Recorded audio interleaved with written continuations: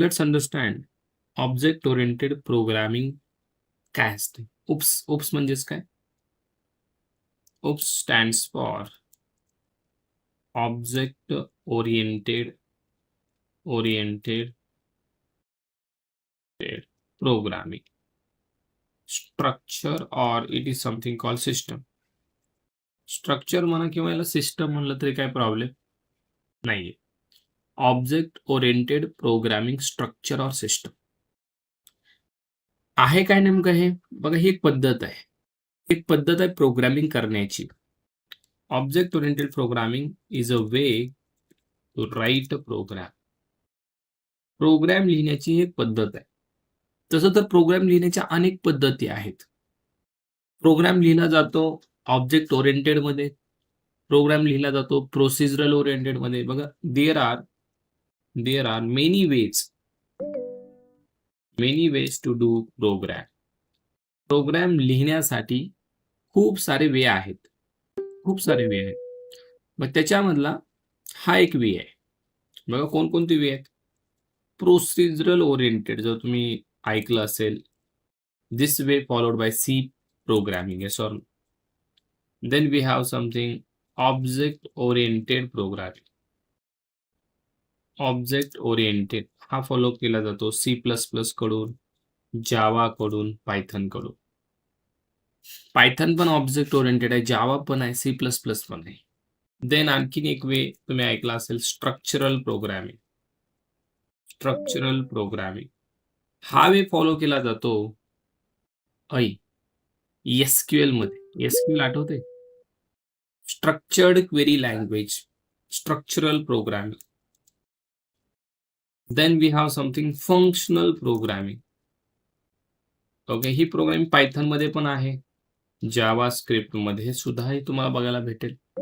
Functional programming असे खूप सारे वे प्रोग्रामिंगचे आपल्याला बघायला भेटतात. प्रोसिजरल प्रोग्रामिंग असते, object oriented, structural, functional, right. मग याच्यामधला जो हा वे दिसतोय तुम्हाला प्रोग्राम करण्याचा,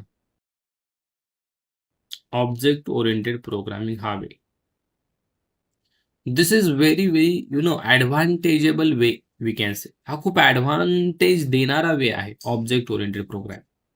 खूप साऱ्या जगातल्या प्रोग्रामिंग लँग्वेज या वेला फॉलो करतात. कोणत्या वेला? ऑब्जेक्ट ओरिएंटेड प्रोग्राम तर करायचा आहे, पण कसा करायचा? या वे मध्ये, ऑब्जेक्ट ओरिएंटेड प्रोग्रामिंग मध्ये. कसा केला जातो बघा. ऑब्जेक्ट ओरिएंटेड प्रोग्रामिंग इम्प्लिमेंट करण्यासाठी we have to create class and object. To implement object oriented programming we have to create class and object. आपल्याला क्लास आणि ऑब्जेक्ट बनावं लागतं बरं का. क्लास ऑब्जेक्ट न बनवता ऑब्जेक्ट ओरिएंटेड प्रोग्रामिंग इम्प्लिमेंट म्हणजेच काय, यूजच करता येत नाही हो. यूज करायचं असेल तर काय बनावं लागेल? क्लास बनावं लागेल आणि त्या क्लासचा ऑब्जेक्ट सुद्धा बनावं लागेल. पण ठीक आहे, बनवू आपण हे. पण असतंय काय नेमकं क्लास आणि ऑब्जेक्ट हे पण समजलं पाहिजे आपल्याला. पण त्याच्या आधी ऑब्जेक्ट ओरिएंटेड प्रोग्रामिंग हाच वे सर का यूज केला गेला पायथन कडून? या वे मध्ये असे काय ॲडव्हान्टेजेस आहेत? तर बघा, हा जो वे आहे किंवा ऑब्जेक्ट ओरिएंटेड प्रोग्रामिंग जे आहे, की आपल्याला काही पिलर्स प्रोव्हाइड करते, काही फीचर्स प्रोव्हाइड करते. बघा, ओपी प्रोव्हाइड्स सम फीचर्स. त्यामधला पहिला फीचर आहे दॅट इज समथिंग इनहेरिटन्स. दुसरं फीचर आहे पॉलिमॉर्फिझम. तिसरं फीचर आहे ॲब्स्ट्रॅक्शन. आणि चौथं फीचर आहे इनकॅप्सुलेशन. हे 4 फीचर आपल्याला ऑब्जेक्ट ओरिएंटेड प्रोग्रामिंग प्रोव्हाइड करते. हे किती फीचर आहे? 4 फीचर. कोण प्रोव्हाइड करते? Object oriented program. सर काय यांचा यूज काही होतं काय? या फीचर्समुळे एक्झॅक्टली झालं काय? या फीचर्समुळे रिअल वर्ल्ड मधले प्रॉब्लेम सॉल्व्ह झाले. रिअल वर्ल्ड मधले प्रॉब्लेम यांच्यामुळे. असं कसं काय झालं? बघा, Using object-oriented programming, we can solve the problems of real world. Real world म्हणजे काय? खरी दुनिया. ज्या दुनियेमध्ये आपण राहतो, ज्या जगामध्ये आपण राहतो, त्या जगातले प्रॉब्लेम सॉल्व्ह करण्यासाठी ऑब्जेक्ट ओरिएंटेड चे जे फीचर्स आपल्याला दिलेत ते यूज होतात. कसं काय? बघा, प्रत्येक जो पिलर तुम्हाला दिसत आहे, प्रत्येक जो फीचर, पिलर म्हणा, फीचर म्हणा, काही प्रॉब्लेम नाही. कॉन्सेप्ट म्हणा, काही यू नो काही म्हणा, तुम्हाला जे म्हणायचे ते पिलर्स, फीचर्स, कॉन्सेप्ट. हे सगळे पिलर्स, या सगळे फीचर्स रिअल वर्ल्डशी रिलेट करणारे आहेत. बघा, ओओपी पिलर्स और OOP features represent real world entity. Real वर्ल्डला रिप्रेझेंट करायचं काम हे चारही पिलर्स करतात. रिअल वर्ल्डला रिप्रेझेंट, हे काय भानगड आहे? रिअल वर्ल्डला रिप्रेझेंट करणं म्हणजे खऱ्या जगाचा, जे जग आपण जगत आहोत त्या जगाशी या कॉन्सेप्ट रिलेटेड आहेत. रिलेटेड आहेत म्हणजे काहीतरी त्यांचा संबंध आहे. संबंध आहे, हो. एक्झाम्पल देऊन सांगतो तुम्हाला. हे बघा, इनहेरिटन्स हा जो पिलर आहे हा खऱ्या जगाशी कसा संबंधित आहे बघ. खऱ्या जगामध्ये, जे जग आपण जगतोय या खऱ्या जगामध्ये एक नातं असतं पॅरेंट आणि चाइल्डचं, बरोबर की नाही? असतं. मुलगा आणि वडील, येस ऑर नो?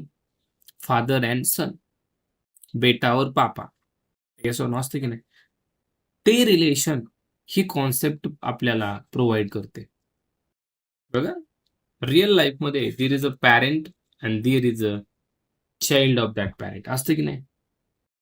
हे रिअल वर्ल्डमध्ये. सर, प्रोग्रामिंग मध्ये कसं काही कॉन्सेप्ट आली. प्रोग्रामिंग मध्ये आपण एका क्लासची प्रॉपर्टी दुसऱ्या क्लासमध्ये ऍक्सेस करू शकतो.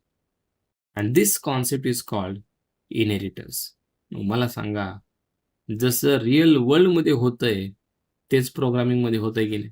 कोणामुळे? Because of a concept called inheritance.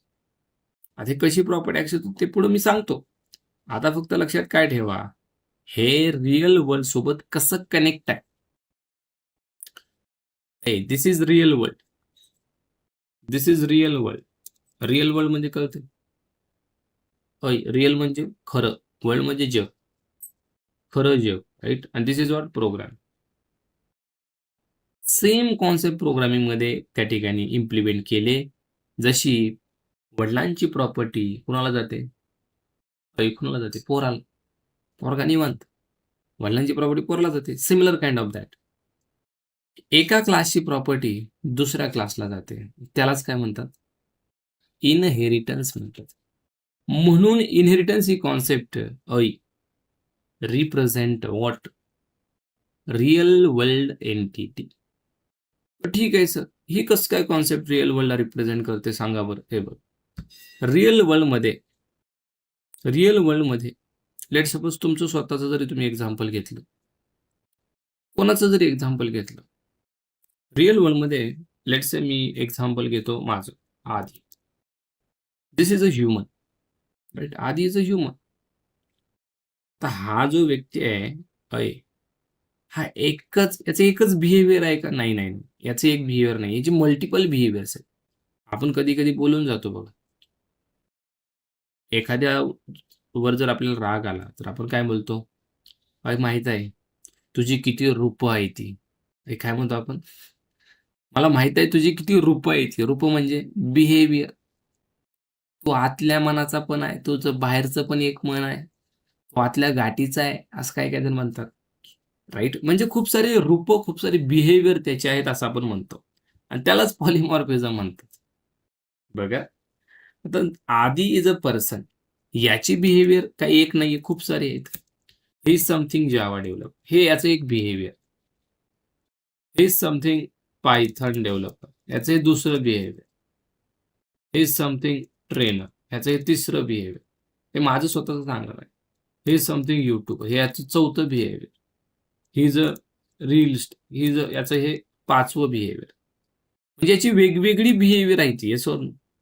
Behaviour कळतंय? बिहेवियर म्हणजे त्याचं वर्तन, त्याची वागणूक, राइट?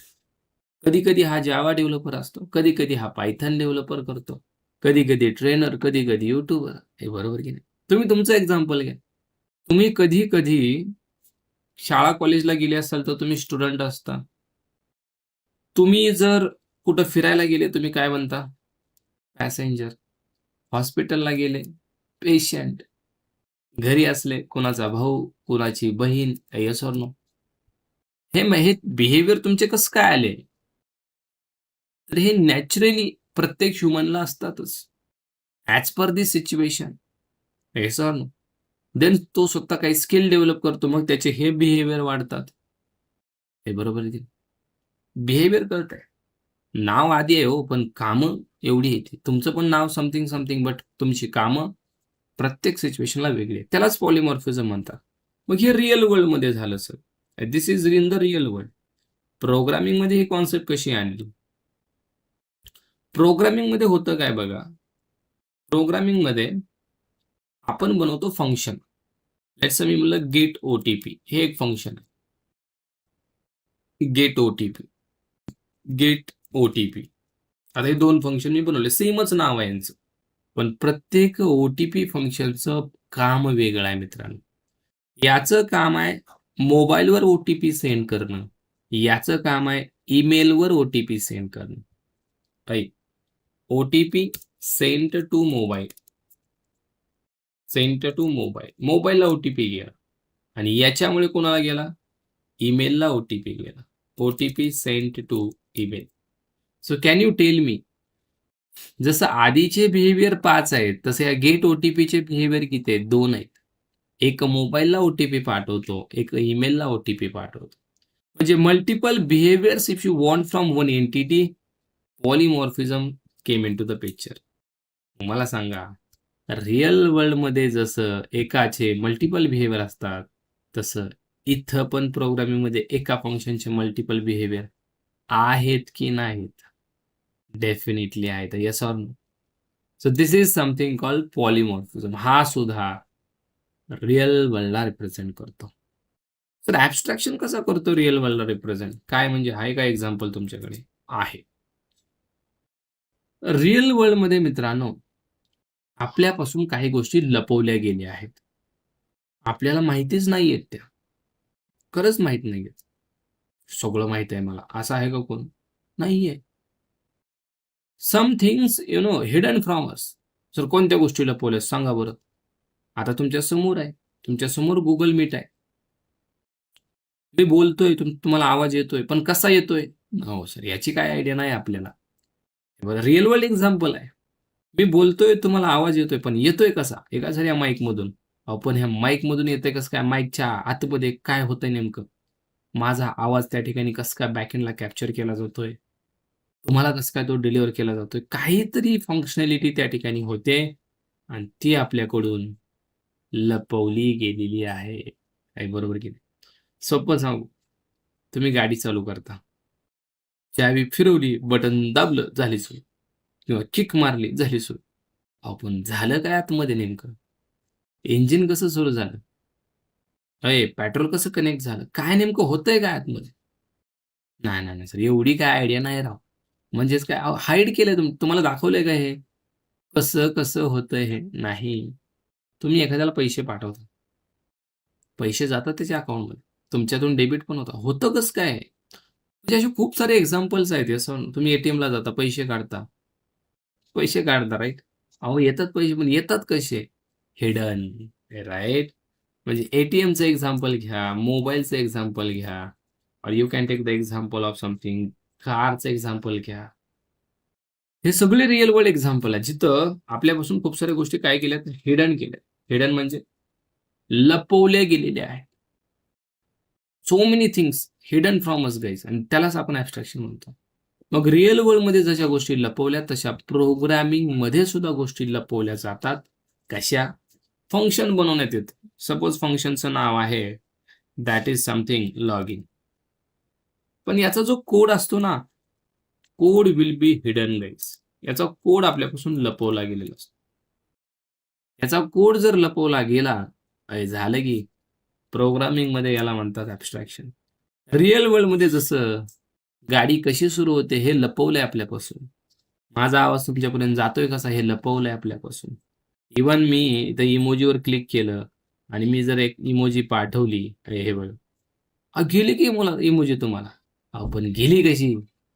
पाठीमागं कोणता कोड एक्झिक्यूट झाला? और इव्हन मी याच्यावर क्लिक केलं आणि सपोज यांना रिमूव्ह केलं कॉलमधून. हे रिमूव्ह होतील. हे बरोबर आहे. पण होतंय कसं काय? बॅकएंडमध्ये काय गोष्ट घडते? ते आपल्यापासून काय हिडन आहे. Similar kind of that. Log in कसं होणार आहे? लॉग इनसाठी आतमध्ये व्हॅलिडेशन काय होणार आहे? सगळं हिडन आहे. सगळं हिडन आहे. देन लेट्स से पे नावाचं फंक्शन आहे. पेमेंट होणार कशी? Code will be hidden. त्याचा कोड हिडन असतो. बघा ना, तुम्ही पैसे पाठवता. होणार कसं तुम्हाला माहित आहे का आतमध्ये काय होतंय? माहीत झालं तर तुम्ही येड्यासारखं कराल. तुम्ही काय कराल? तुमचा अकाउंट बॅलन्स ₹1000 आहे. तुम्ही 1,00,000 कराल. म्हणजे वी कॅन मॅनिप्युलेट ना. हे का माहिती आहे होऊ दिलं जात नाही मित्रांनो, याचं रिझन आहे सिक्युरिटी. कशामुळे? Because of security guys. सिक्युरिटीसाठी या सगळ्या गोष्टी केलेल्या आहेत. सिक्युरिटी. जर अजून करा, हे जर माहीत झालं असतं तर, तुम्हाला जर माहीत झालं असतं, पैसे पाठवल्यानंतर पैसे कसे जातात, तुम्ही काय बी केलं असतं की राव, हे बरोबर की नाही? इव्हन इथल्या गोष्टी माहीत झाल्या असत्या, हे आवाज कसं काय जातोय? तुम्ही स्वतःहून येडा-वाकडा कोड चेंज केला असता. फार वाट लावली असती Google Meetची. राइट? म्हणजे अनएक्सपेक्टेड बिहेवियर्स घडलं असतं. अनएक्सपेक्टेड गोष्टी घडल्या असत्या. त्यामुळे सिक्युरिटी रिझनसाठी गोष्टी लपवल्या गेल्या आहेत. मग हे सुद्धा रिअल वर्ल्डला रिप्रेझेंट करत आहे. बघा मी दोन्ही एक्झाम्पल देतोय. Real world program, real world program. Sir हे कसं काय रिअल वर्ल्डला रिप्रेझेंट करतंय? हे रिअल वर्ल्डला रिप्रेझेंट करतंय बघा कसं. रिअल वर्ल्डचं एक्झाम्पल देतो. रिअल वर्ल्डमध्ये मला सांगा, आपला जो डेटा आहे, डेटा, हा डेटा किती महत्वाचा आहे? खूप महत्वाचा. डेटा, डेटा म्हणजे कसला डेटा? तुम्ही ते 1.5 GB डेटा म्हणताय का? नाही, नाही, नाही. ते नाही म्हणत आहे. मी म्हणत आहे तुमचं युजर नेम, तुमचं पासवर्ड, तुमचा ईमेल, तुमचा OTP, तुमचा CVV, तुमचा बँक अकाउंट नंबर, तुमचा IFSC कोड, तुमचं पॅन कार्ड नंबर, तुमचा आधार कार्ड नंबर. हा डेटा किती महत्वाचा आहे? तर काय बोलायचंय? हा डेटा खूप महत्वाचा आहे. हा डेटा जर लीक झाला, झाला तर झाला सर, त्यात काय एवढं? असं वाटतंय तुम्हाला? खूप मोठा इश्यू घडेल. जर तुमच्या अकाउंटला ₹10-5 असतील तर काय होणार नाही. पण असं वाटतंय का सगळ्यांना तुम्हाला, की प्रत्येकाच्या अकाउंटला ₹10-5 असतात? नाही. करोडो रुपयाची अकाउंट आहे ती लोकांची. मला सांगा, त्यांचा जर बाय चान्स ऑनलाईन बँकिंगचा युजरनेम पासवर्ड लीक झाला. ऑनलाईन बँकिंग जसं की योनो SBI आहे, राईट? पण प्रत्येकाची ऑनलाईन बँकिंग आहे. प्रत्येक बँकेची आहे. त्याचा युजरनेम पासवर्ड लीक झाला. बोल. पत्र चिकावं लागतील त्याला घराच्या वरचं. नाही, बरोबर की नाही? का? खूप महत्वाची गोष्ट आहे ही. जर हे लीक झालं, एखाद्यानं हे टाकलं आणि स्वतःच्या अकाउंटला पैसे क्रेडिट मारून घेतले, सत्यानाश झालं. बरोबर की? त्यामुळे हे क्रेडेन्शियल्स किती महत्वाचे आहेत.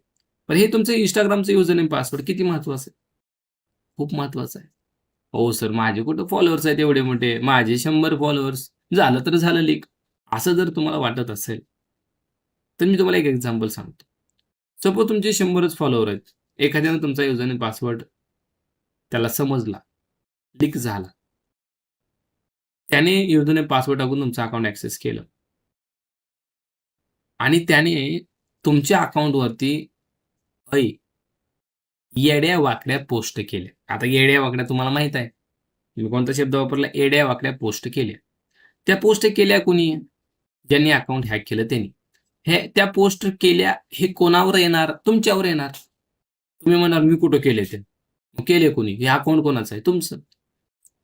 तुम्ही म्हणाल सर हे हॅक झाले. बरोबर की नाही? मग हॅक झाल्यावर किती प्रॉब्लेम येतील हो? पोलीस स्टेशनला जावं कुणाला लागणार? तुम्हाला. का? पोस्ट तुमचे अकाउंट झालेत. तुम्ही लेट सपोज भांडणं लावणाऱ्या पोस्ट केल्या. मराठा, ओबीसी भांडणं लागणाऱ्या पोस्ट केल्या. हां. तुम्ही नाही केल्या. ज्यांनी हॅक केलं त्यांनी केल्या. नाव कोणाचं येणार? तुमचं येणार. मला सांगा तुमचा हा डेटा महत्वाचा आहे की नाही? लय महत्वाचा आहे. लई महत्वाचा आहे. तुमचं आधार कार्ड, पॅन कार्ड या प्रत्येक गोष्टी किती महत्वाच्या, खूप महत्वाच्या आहेत मित्रांनो. आणि यांना सिक्युअर करणं लई गरजेचं आहे. कळतंय सगळ्यांना. मग हे सिक्युरिटीचं काम, डेटा सिक्युरिटीचं काम एन्कॅप्सुलेशन कॉन्सेप्ट करते मित्रांनो. रिअल वर्ल्डमध्ये डेटा सिक्युअर करण्याचं काम. मग कसला डेटा? आताच मी एक्झाम्पल सांगितलं, बँक अकाउंट नंबर तुमचा, तुमचा आधार कार्ड नंबर, तुमचा पॅन कार्ड नंबर, हा सगळा डेटा सिक्युअर करावा लागतो आपल्या रिअल टाईममध्ये. आणि तीच गोष्ट प्रोग्रॅमिंगमध्ये आपण पॉसिबल करू शकतो. कसं? काय डेटा आपण सिक्युअर करायचा? व्हेरिएबल बनवायचे, बँक अकाउंट नंबर. व्हेरिएबल बनवा, सिक्युअर करा. आहे बरोबर की नाही? याला कुठलाही डेटा देऊ शकता. हे व्हेरिएबल फक्त बनवायचे कसे? असे. जे मी तुम्हाला पुढे सांगेल. असे व्हेरिएबल बनवले की हे प्रायव्हेट व्हेरिएबल बनतात. प्रायव्हेट बनले की सिक्युअर होतात. हे कळतंय सगळ्यांना? Pan card number like that. याने होईल काय? तुमचा डेटा सिक्युअर होईल मित्रांनो. त्यामुळं या कॉन्सेप्ट एवढ्या महत्त्वाच्या कशामुळे आहेत? कारण रिअल वर्ल्डमध्ये ज्या गोष्टी आपण फेस करतोय, प्रॉब्लेम जे फेस करतोय, अय, ते सॉल्व्ह होतात बरं का. कशाने? Object oriented प्रोग्रामिंगमुळे.